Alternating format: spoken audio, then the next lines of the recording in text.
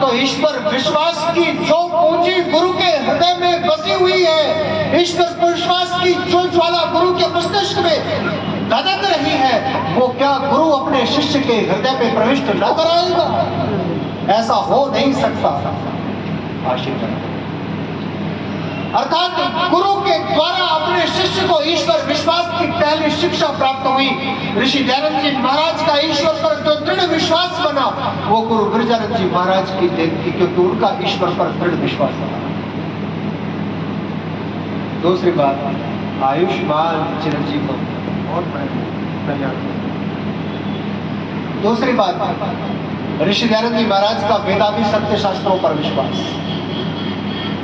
क्योंकि मेरा उद्देश्य जहां गुरु गिरिजानंद जी के प्रति अपनी कृतज्ञता व्यक्त करना है, अपने आप के ऋण को उतारना है, वही मेरा उद्देश्य ये बताना भी है कि ऋषि दयानंद जी के जीवन में ये बातें कहां से प्राप्त हुई, कैसे प्राप्त हुई। आपको पता है 1860 में ऋषि दयानंद जी महाराज गुरु गिरिजानंद जी के पास पढ़ने के लिए गए थे, 1860 में, और 1858 तक 80 वर्ष की अवस्था तक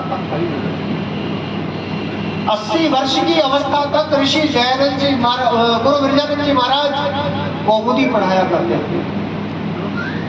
80 वर्ष की अवस्था तक कौमुदी पढ़ाया करते थे।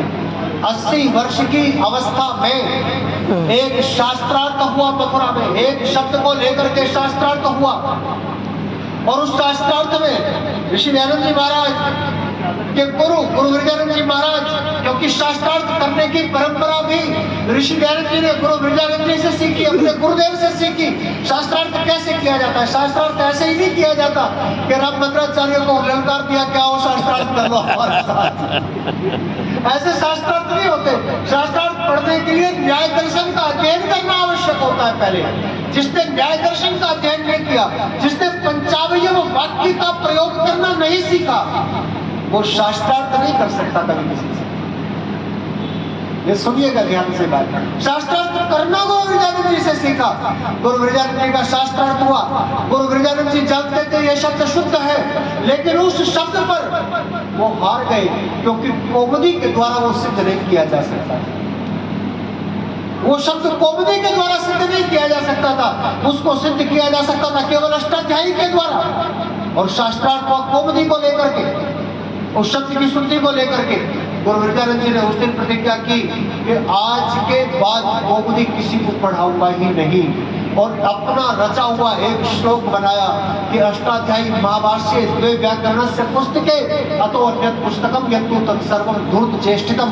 इन दो पुस्तकों के अलावा, अष्टाध्यायी और महाभाष्य के अलावा जो भी पुस्तकें हैं वो सब धूर्तों की बनाई हुई है, इसलिए मैं उनको पढ़ाऊंगा ही नहीं।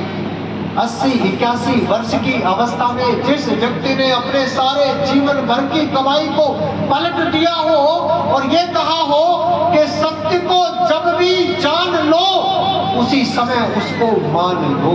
वाह वाह। जब भी जीवन में सत्य का प्रकाश हो जाए उसको उसी समय धारण कर लो। जो गुरु 80 वर्ष की अवस्था में ऐसा कर सकता है, उसका शिष्य सत्य के मार्ग से जीवन में कैसे टिक सकता है? कभी भी टिक नहीं सकता, कभी भी हिल नहीं सकता, कभी भटक नहीं सकता रास्ता। मथुरा में बहुत सारी घटनाएं हुई। गुरु गिरिजानंद जी की बड़ी विलक्षण प्रतिभा थी। वहां पर एक शिष्य मिला उनको, उस व्यक्ति का नाम भी अमर हो गया गुरु गिरिजानंद जी के कारण। उसका नाम था नैनसुख जड़िया। नैनसुख जड़िया, नैनसुख जड़िया रत्नों का कारोबारी था, हीरे मोती रत्नों का कारोबारी। सामने गुरु गिरिजानंद जी का आश्रम था, भक्ति भावना से आकर के पैर छुआ करता था। एक दिन पैर छुआ तो गुरु जी के पैर में, उसके हाथ में एक रत्न था, वो रत्न टच किया। जिन लोगों के भौतिक नेत्र नहीं होते, उनकी इंद्रियां बड़ी ज्ञान को ग्रहण करने वाली होती है। गुरु जी ने कहा, नैनसुख जड़िया हाथ में अमुक रत्न लिए हुए हो? नैनसुख ने कहा, हाँ गुरु जी यही रत्न है। कहा दिखाओ जरा। हाथ में लिया, हाथ में लेकर के देखा, देखने बाद कहने लगे इस रत्न में दोष है।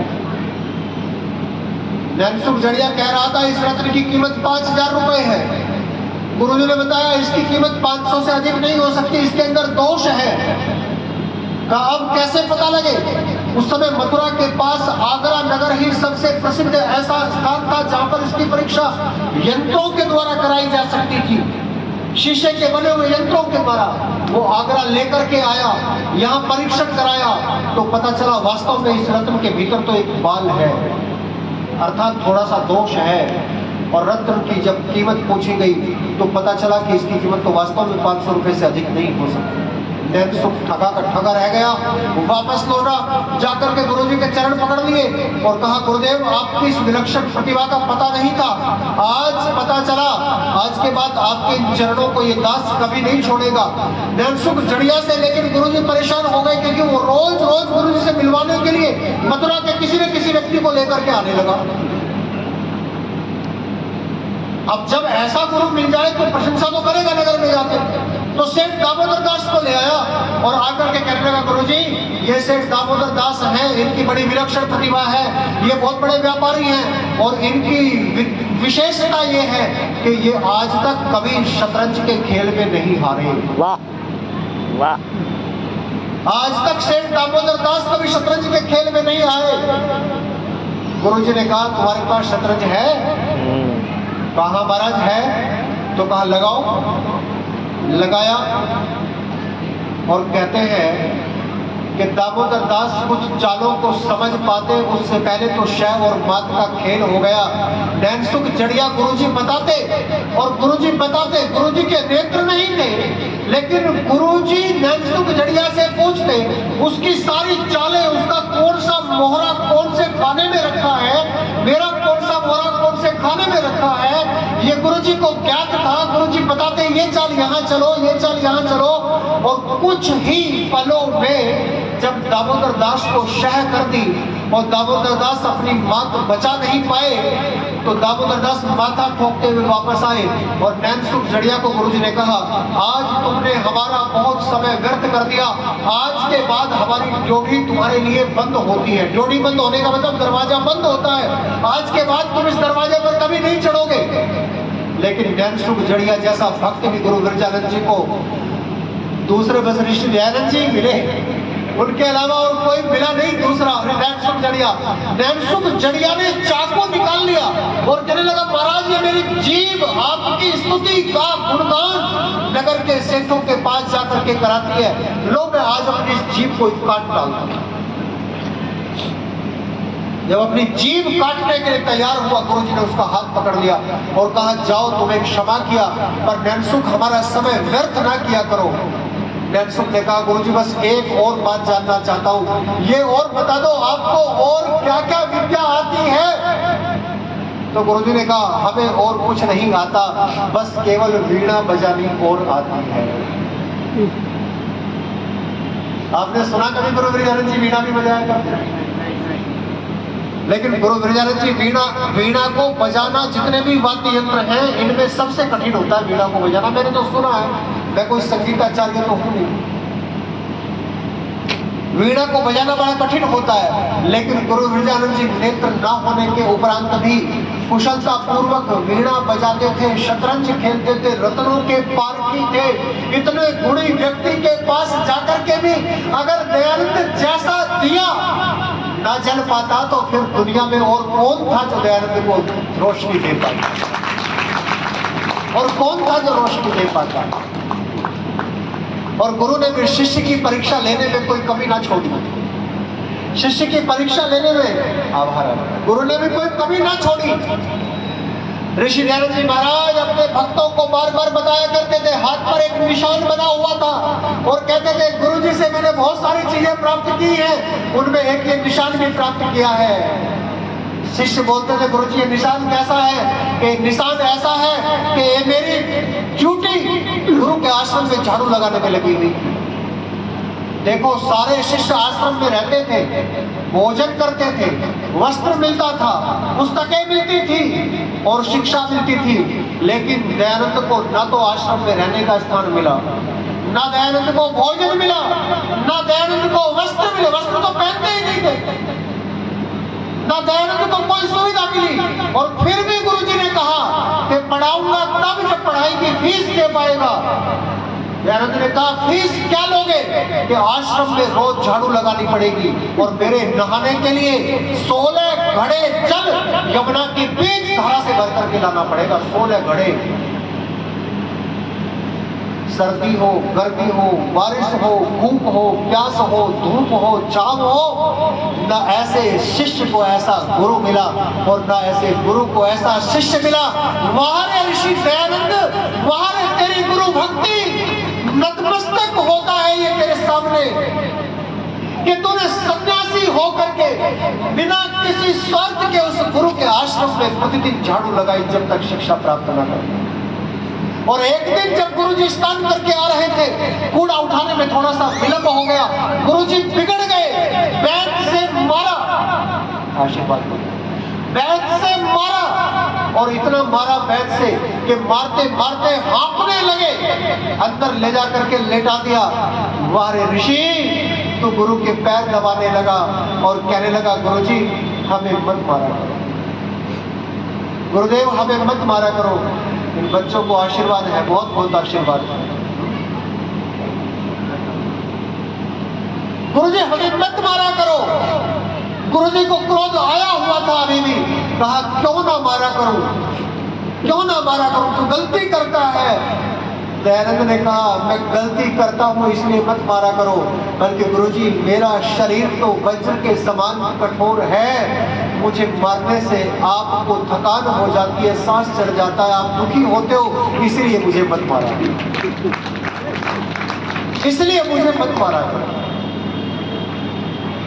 अब उस गुरु की आंखों से अश्रुओं की धारा बह निकली और गुरु को विश्वास हो गया कि जिस हीरे की, जिस रत्न की तलाश में मैं था, वो हीरा, वो रत्न मुझे प्राप्त हो चुका है। उदारता पूर्वक अपनी सारी शिक्षा गुरु ने ऋषि दयानंद के हृदय में उड़ेल दी।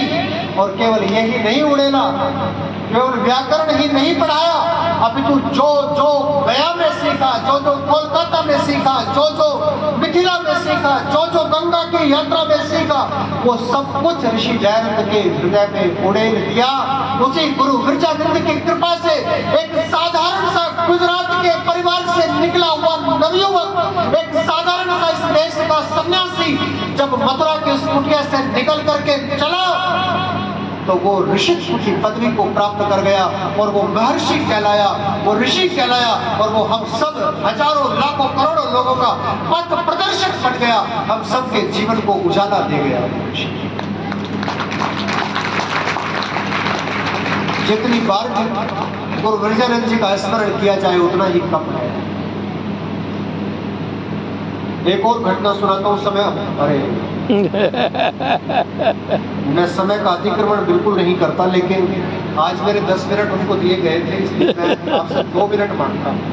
2 मिनट ले लूँ? 2 मिनट ले लेता हूँ। चौथी बात रह गई है केवल कि राष्ट्रभक्ति ऋषि दयानंद जी को किसने सिखाई। बस मैं ये बात बता दूं, प्रमाण के साथ बता रहा हूँ। ये मेरी एक भी बात, हमारा दुर्भाग्य है कि गुरु विरजानंद जी की जीवनी आर्य समाज के किसी प्रकाशन में इस समय उपलब्ध नहीं है। मैंने फरीदाबाद में गुरु विरजानंद जी की जीवनी सुनाई, फरीदाबाद के लोगों ने कहा कहाँ मिलेगी, वे घूमे, सोनीपत गए, दिल्ली गए, सब जगह गए, जितने भी प्रकाशनों ने गुरु विरजानंद जी की जीवनी छापी थी, अब वो प्रकाशन में उपलब्ध नहीं है। क्या आगरा में कोई ऐसा वीर निकल करके आए गुरु विरजानंद जी की जीवनी छपवा दे, गुरु भक्त ऐसा आ जाए कोई सामने? खैर मैं बता रहा था, मैं आपको प्रामाणिकता के साथ एक बात बताना चाहता हूँ। सन 1980 में आर्य जगत नाम की पत्रिका में जगदेव सिंह सिद्धांती जी का एक पत्र छपा, जो उन्होंने मेरठ जिले में एक सोरम नाम की जगह है, मुजफ्फरनगर जिले में आ गया आपको, सोरम नाम की एक जगह जहाँ सर्वखाप पंचायत का कार्यालय है। सर्वखाप पंचायत का वो कार्यालय सैकड़ों वर्ष प्राचीन है। उस सैकड़ों वर्ष के प्राचीन कार्यालय में बहुत सारे कार्यवाही के